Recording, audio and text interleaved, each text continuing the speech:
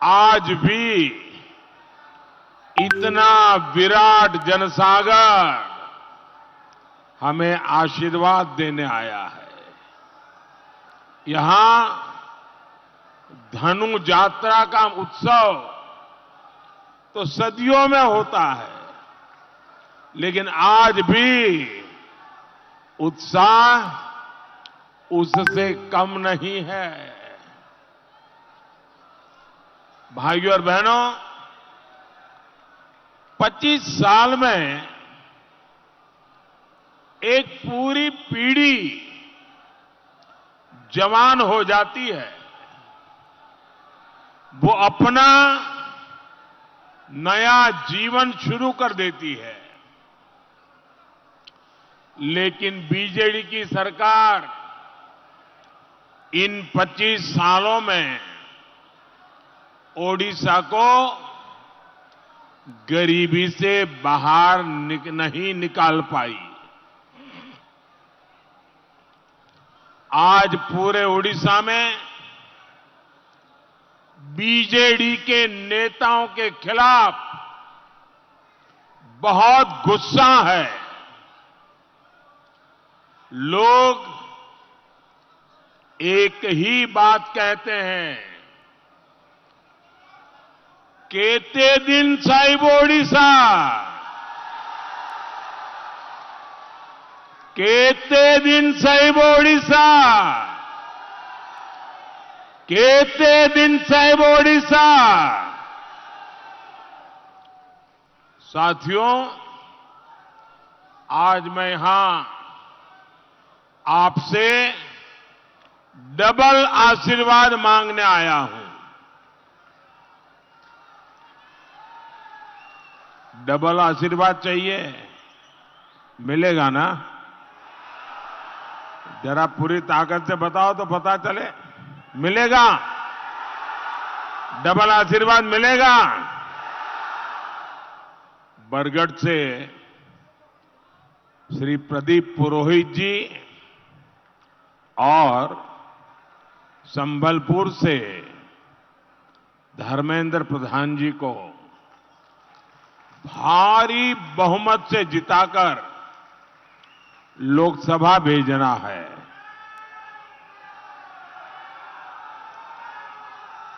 और दूसरा आशीर्वाद हमारे तमाम साथी विधायक, सारे विधायक और संसद के कैंडिडेट दोनों आगे आ जाएं। विधायक, हां, ये बाकी जो हमारे विधानसभा के उम्मीदवार हैं, उन सबको जिताकर भुवनेश्वर में सरकार बनानी है। मैं 1-2 मिनट इनके बीच जाकर के फिर वाकई आता हूं।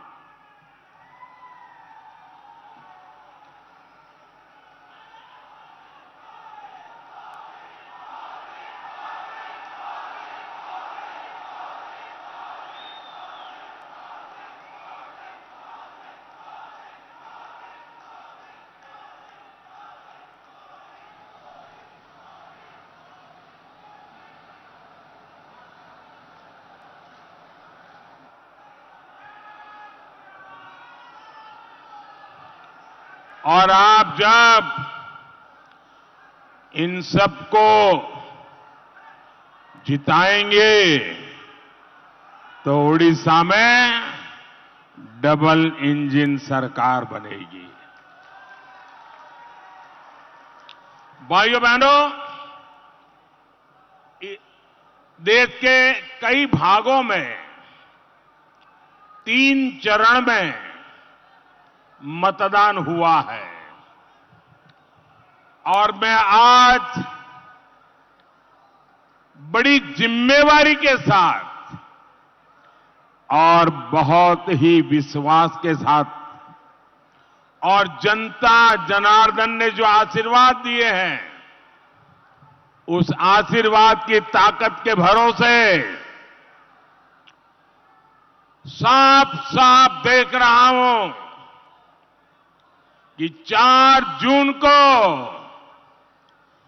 एनडीए का 400 पार करना पक्का हो चुका है। इतना ही नहीं, कांग्रेस पार्टी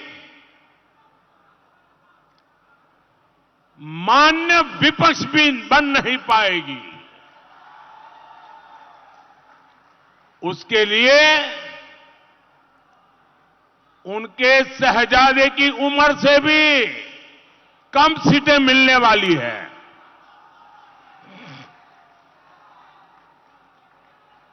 साथियों,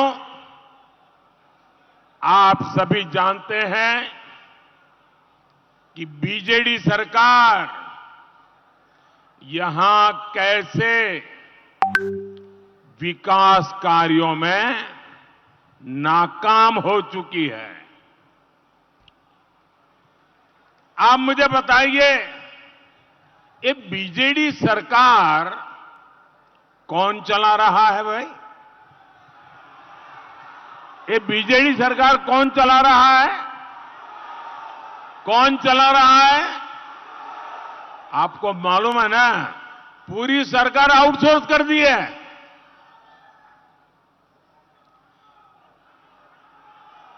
यहां पर डेमोक्रेटिकली चुने हुए विधायक और विधायकों ने चुने हुए मुख्यमंत्री, इन सबके ऊपर एक सुपर सीएम बन गए हैं।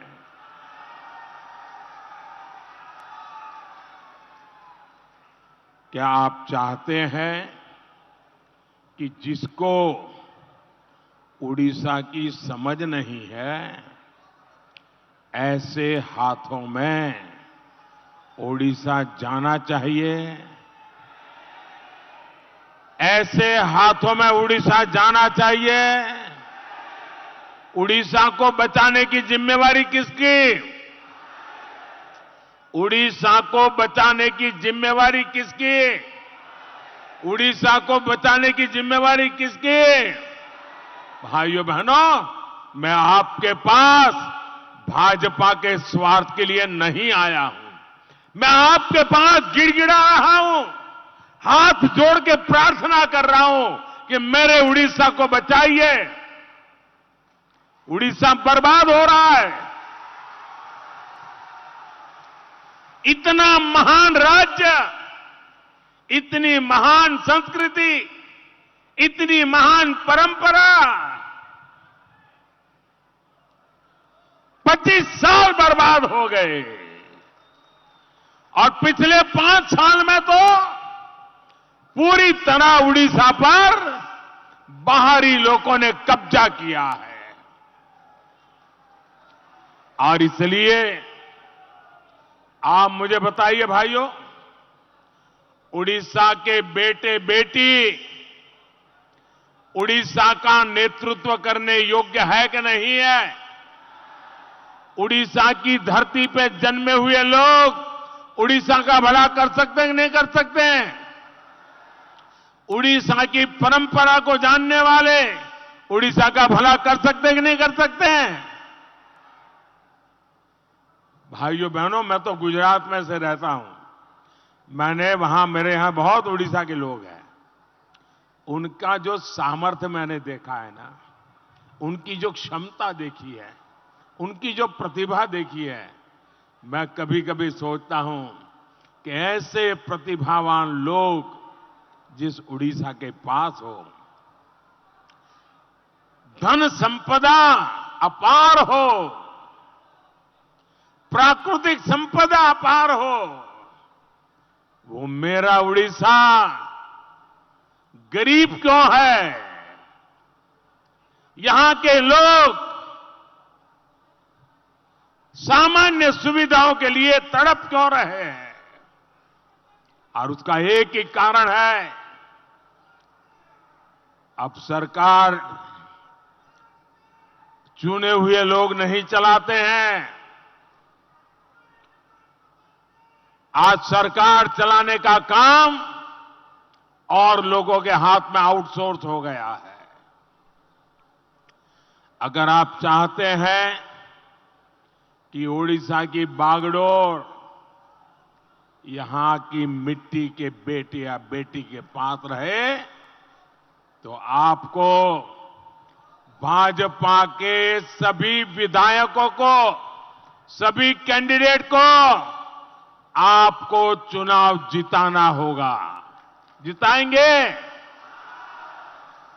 साथियों, मैंने पहले ही घोषणा की है, 4 जून बीजेडी सरकार की एक्सपायरी डेट है।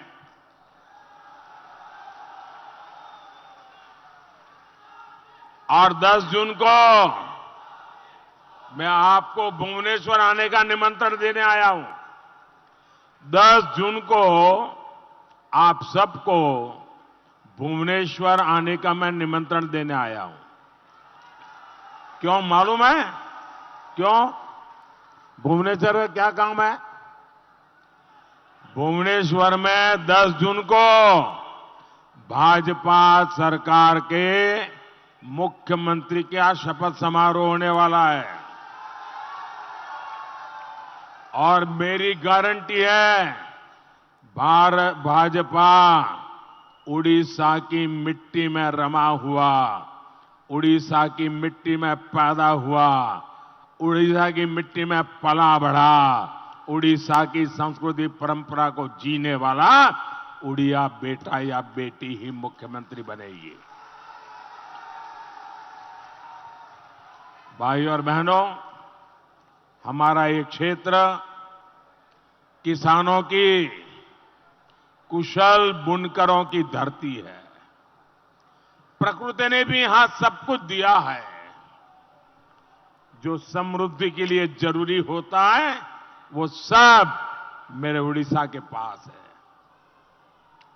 लेकिन बीजेडी की सरकार ने भात हांडी को खाली कर दिया है। सब कुछ बीजेडी के नेताओं की तिजोरी में चला गया है। यहां कानून व्यवस्था चमराई हुई है। दिन दहाड़े मंत्री तक की हत्या हो जाती है।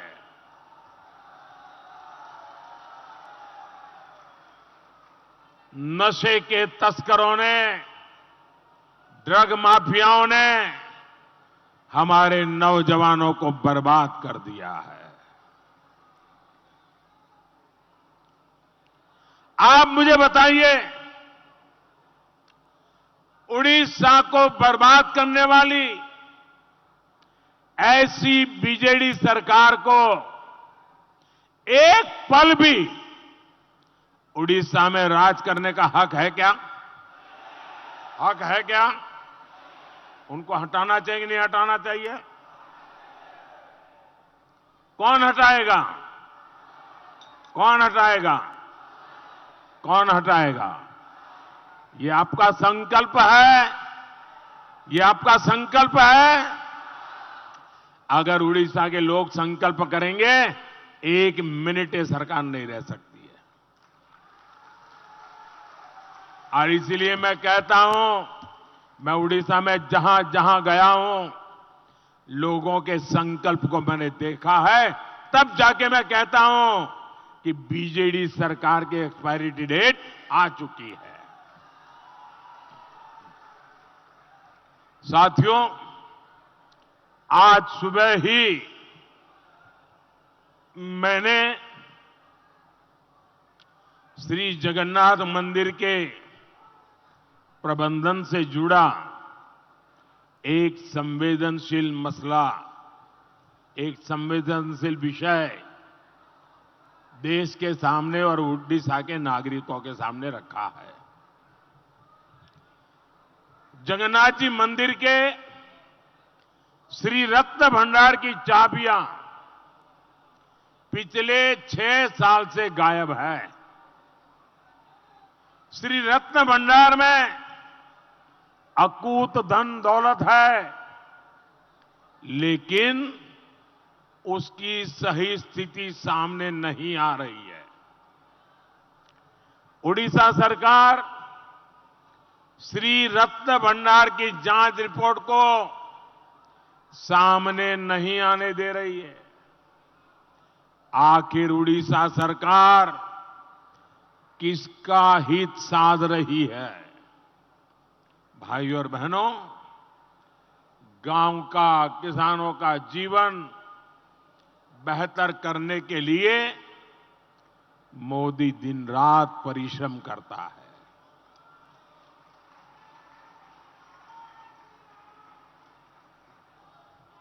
आपने तो देखा है 10 साल पहले किसानों को यूरिया के लिए कितनी परेशानी होती थी। आज यूरिया और दूसरी खाद के लिए कोई परेशानी नहीं है। पुरानी सरकारों की नीतियों के कारण तालचेर सहित अनेक खाद कारखाने बंद हो गए थे। भाजपा सरकार ने ऐसे यूरिया कारखाने फिर से शुरू किए हैं। तालचेर में भी तेज गति से काम चल रहा है। दुनिया में यूरिया की जो बोरी 3,000 रुपये में बिकती है, वो आपको मोदी सरकार 300 रुपये से भी कम कीमत में देती है। किसानों को सस्ती खाद मिले, सिर्फ इसके लिए मोदी सरकार ने 12 लाख करोड़ रुपए किसानों के लिए खर्च किए हैं। साथियों, मोदी ने दुनिया की सबसे बड़ी अनाज भंडारण योजना शुरू की है। बेटी आप बैठिए, आप लोग कब तक खड़े रहोगे? बैठो बेटा। आपने बढ़िया चित्र बनाया है, मैं आपका आभारी हूं। आप बैठिए, आप लोग बैठिए। अच्छा भाई, एसपीजी के लोग जरा एक चित्र ले लीजिए इन बच्चों से।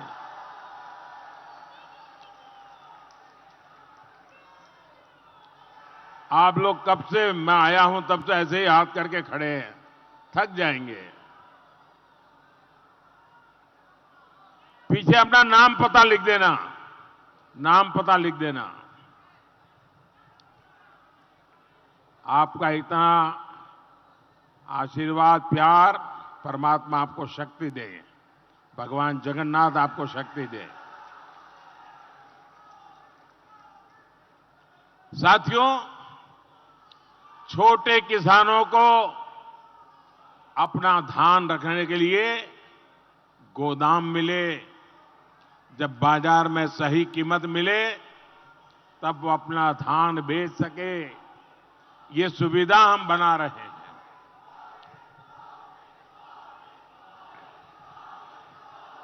आपका प्यार, आपके प्यार के लिए मैं आपका आभारी हूं जी।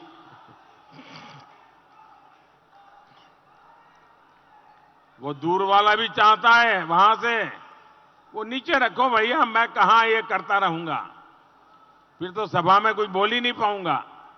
आपका प्यार मेरे सर आंखों पर, लेकिन आप हाथ नीचे करिए, थक जाओगे भाई। मुझे मन में चिंता होती है।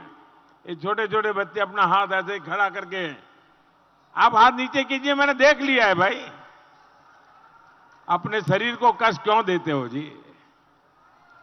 साथियों, यहां बरगढ़ में किसानों के खाते में पीएम किसान सम्मान निधि के भी 400 करोड़ रुपए पहुंचे हैं। भाइयों और बहनों, लेकिन दुर्भाग्य है कि बीजेडी सरकार आपको धोखा देने का कोई मौका नहीं छोड़ रही है।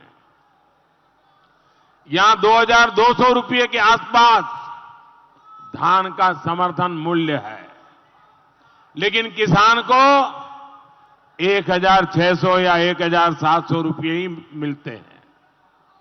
बाकी का पैसा कहां जाता है भाई? कोई न कोई तो मारता है ना, कोई कोई तो पैसे चोरी कर लेता है ना।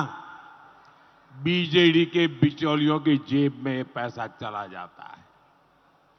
ये भ्रष्टाचार, जरा मुझे बताइए, ये भ्रष्टाचार रुकना चाहिए कि नहीं रुकना चाहिए? ये भ्रष्टाचार रुकना चाहिए कि नहीं रुकना चाहिए? ओडिशा भाजपा ने घोषणा की है कि धान का समर्थन मूल्य 3,100 रुपया किया जाएगा। इतना ही नहीं, धान खरीदने के 48 घंटे में उसके खाते में पैसा भी पहुंच जाएगा। अब ये सुनकर आप लोग खुश तो हो गए, मेरा एक काम करोगे?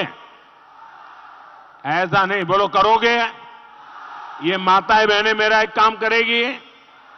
जरा हाथ ऊपर कर बताइए, सब करेंगे? आपके इस इलाके में, दोनों लोकसभा सीट के इलाके में और सभी एमएलए के इलाके में जितने भी किसान हैं, उन सबको जाकर के बताओगे कि मोदी जी ने कहा है कि 3,100 रुपया मिलेगा? बताओगे? यहां आनंद करने से काम नहीं चलेगा भाई। मुझे किसान के घर में आनंद चाहिए। और यही गारंटी छत्तीसगढ़ में भाजपा ने दी थी। वहां छत्तीसगढ़ के धान किसानों की खरीद इसी एमएसपी पर हुई और पैसा उनके खाते में जमा भी हो गया। भाइयों और बहनों, यहां अनेक साथी टेक्सटाइल के काम से जुड़े हैं। हमारे बुनकर भाई बहन मेड इन इंडिया के भी शिल्पकार हैं। संबलपुरी साड़ियां, ये तो नाम दुनिया भर में है। हम हथकरघा को हमारे टेक्सटाइल सेक्टर पर विशेष बल दे रहे हैं। भाजपा सरकार टेक्सटाइल इंस्टीट्यूट्स में पढ़ाई के लिए बुनकर के बच्चों को 2 लाख रुपए की स्कॉलरशिप दे रही है। पिछले 10 वर्षों में 600 से अधिक हैंडलूम क्लस्टर विकसित किए गए हैं। इनमें अब तक हजारों बुनकरों की ट्रेनिंग हो चुकी है। बुनकरों को नई मशीनें, नए उपकरण दिए जा रहे हैं।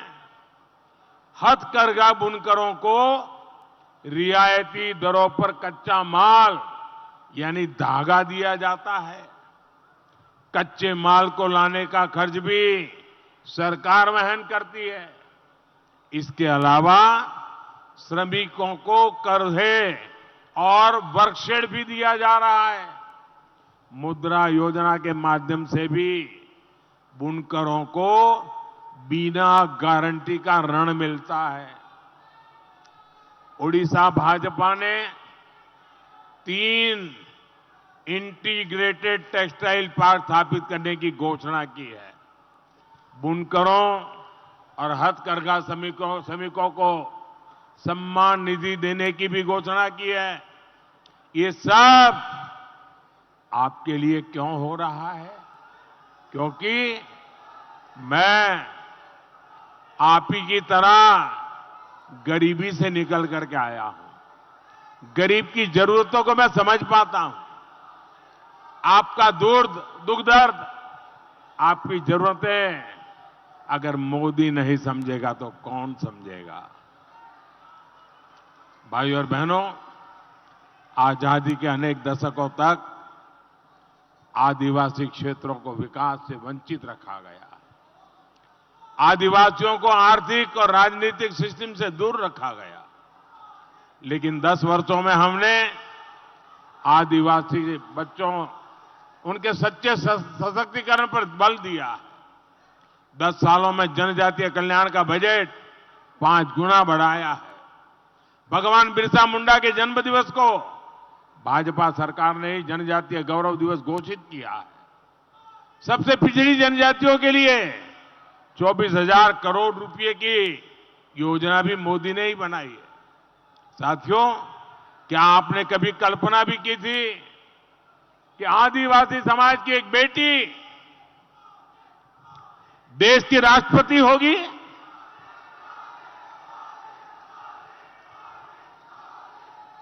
उड़ीसा की आदिवासी बेटी आज देश की तीनों सेनाओं को कमांड करती है, राष्ट्र का नाम बढ़ा रही है, राष्ट्रपति पद की शोभा बढ़ा रही है।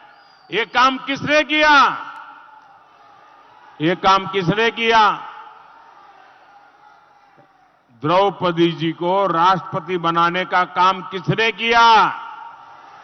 किसने किया? किसने किया? अरे मोदी ने नहीं किया, ये आपके एक वोट ने किया है। आपने वोट दिया, मोदी को सेवा करने का मौका मिला और तब जाकर के द्रौपदी मुर्मू जी देश की राष्ट्रपति बनी। ये आपके वोट की ताकत है। जब द्रौपदी मुर्मू जी उड़ीसा की है, इसी मिट्टी से निकली है, जब वो राष्ट्रपति बनी, आपको गर्व हुआ कि नहीं हुआ? उड़ीसा का मान सम्मान बढ़ा कि नहीं बढ़ा? माताओं बहनों का मान सम्मान बढ़ा कि नहीं बढ़ा? लेकिन कांग्रेस और उसके सहयोगी आज तक इस बात को स्वीकार नहीं कर पा रहे हैं। वो लगातार आदिवासी बेटी का अपमान कर रहे हैं। आपको पता होगा, अभी 4-6 दिन पहले हमारी राष्ट्रपति द्रौपदी मुर्मू जी अयोध्या में प्रभु रामलला के दर्शन करने गई थी। उन्होंने प्रभु रामलला के गर्भगृह में जाकर के पूजा अर्चना की और उन्होंने देश के कल्याण के लिए रामलला से आशीर्वाद मांगे। लेकिन उनका अपमान करना, प्रभु राम का अपमान करना, राम मंदिर का अपमान करना, ये जिन्होंने ठान के रखी है, ये कांग्रेस के नेता क्या कह रहे हैं? ये कांग्रेस के नेता कह रहे हैं, प्रेस कॉन्फ्रेंस करके कहा, द्रौपदी मुर्मू जी का रामलला के दर्शन करने के लिए जाना, मंदिर में पूजा अर्चना करना, एक आदिवासी बेटी और देश की राष्ट्रपति रामलला के दर्शन करके आई, उसके दूसरे दिन कांग्रेस पार्टी के एक बड़े नेता ने घोषणा की कि हम अब राम मंदिर को गंगा जल से धोकर के राम मंदिर का शुद्धिकरण करेंगे। मुझे बताइए, ये देश का अपमान है कि नहीं है? ये देश का अपमान है कि नहीं है? ये आदिवासी समाज का अपमान है कि नहीं है? ये माताओं बहनों का अपमान है कि नहीं है? मेरे देश की आदिवासी की बेटी, मेरे देश की राष्ट्रपति रामलला के दर्शन करने जाए, मंदिर में पूजा अर्चना करे और दूसरे दिन कांग्रेस घोषणा करे कि अब हम राम मंदिर का शुद्धिकरण करेंगे। भाइयों बहनों, ऐसे लोगों को भारत की राजनीति में रहने का हक है क्या? मैं उड़ीसा के लोगों से पूछूंगा, क्या ऐसी कांग्रेस और उसके साथियों को सजा मिलनी चाहिए कि नहीं मिलनी चाहिए? मैं चाहता हूं राष्ट्रपति द्रौपदी मुर्मू जी का अपमान करने वाली कांग्रेस को चाहे असेंबली की सीट हो या चाहे लोकसभा की, इतना बड़ा उन्होंने पाप किया है, सभी सीटों पर उनकी जमानत जब्त होनी चाहिए। इसके बिना ये सुधरेंगे नहीं। और साथियों, आपको कांग्रेस से लगातार सावधान रहना है। कांग्रेस संविधान बदलना चाहती है, एससी, एसटी, ओबीसी का आरक्षण छीनना चाहती है और छीन करके अपनी वोट बैंक को देना चाहती है। लेकिन आज जब संविधान के सर्वोच्च पद पर एक आदिवासी बेटी बैठी है और पिछड़े परिवार में पैदा हुआ ये प्रधान सेवक आपका बेटा बैठा है, किसी की ताकत नहीं है संविधान की पीठ में छुरा भोंक सके। किसी की ताकत नहीं है संविधान को हाथ लगा सके। एससी, एसटी, ओबीसी का हक मोदी किसी को भी उसे छीनने नहीं देगा, ये मोदी की गारंटी है। और कांग्रेस और उसके सारे चट्टे बट्टे, ये कांग्रेस, उसके सारे चट्टे बट्टे, उनके शहजादे, जरा कान खोल करके सुन लो। वंचित मानक का जहां अधिकार मोदी है उछी तार चौकीदार।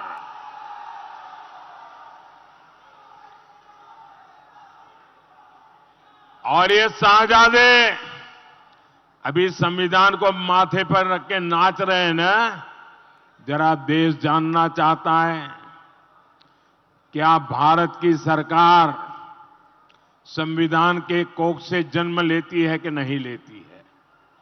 जब भारत की सरकार संविधान की कोख से जन्म लेती है तो भारत सरकार की कैबिनेट इस संविधान के कोख से पैदा होती है कि नहीं होती है? भारत सरकार की कैबिनेट को संविधान के द्वारा अधिकार मिले हैं कि नहीं मिले हैं? भारत सरकार की कैबिनेट, डॉक्टर मनमोहन सिंह जी की कैबिनेट जो संविधान ने बनाई है, उस कैबिनेट ने एक फैसला लिया और ये शाहजादे ने पत्रकार परिषद बुला करके उस कैबिनेट के फैसले के टुकड़े टुकड़े कर दिए थे। ये टुकड़े कागज के नहीं थे, ये टुकड़े संविधान के थे। ये टुकड़े भारत के संविधान की भावना के थे। ये देश संविधान के टुकड़े टुकड़े करने वाले ये शाहजादे को कभी माफ नहीं कर सकती है।